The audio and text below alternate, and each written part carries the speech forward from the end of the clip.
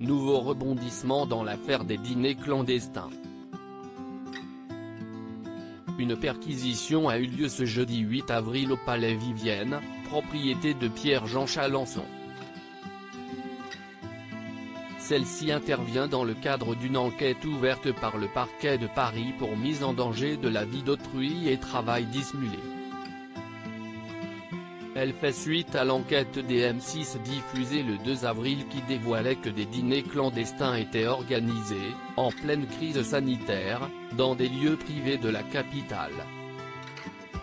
Pierre-Jean Chalençon est notamment soupçonné d'être l'un des organisateurs de ces soirées mondaines interdites qui se seraient déroulées au Palais Vivienne et auxquelles des personnalités publiques, dont des membres du gouvernement, auraient participé.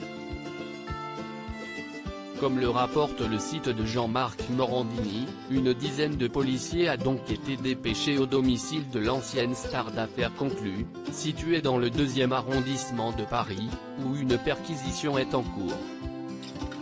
Dans le même temps, le collectionneur a été interpellé par les forces de l'ordre. Il a quitté sa demeure, aux alentours de 18 h par une porte arrière. Masqué et encapuchonné, il était accompagné par un policier.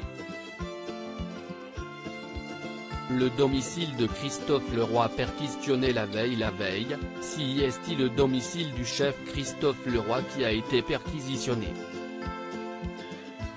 Le cuisinier de 57 ans, connu pour avoir travaillé pour Johnny Hallyday ou Pamela Anderson, est soupçonné d'avoir concocté les menus de ces dîners clandestins. Les enquêteurs étaient donc à la recherche de preuves qui pourraient attester de l'existence de ces repas, à savoir des menus en papier, des traces de commandes de nourriture passées, ou encore des factures. Comme l'a indiqué son avocat Thierry Fradet dans un communiqué, lors de ces investigations, Christophe Leroy a pu remettre un certain nombre de documents établissant que les prestations qu'il a effectuées l'ont été, comme la loi l'autorise, dans des domiciles privés et non pas dans des établissements recevant du public, ERP, de type restaurant.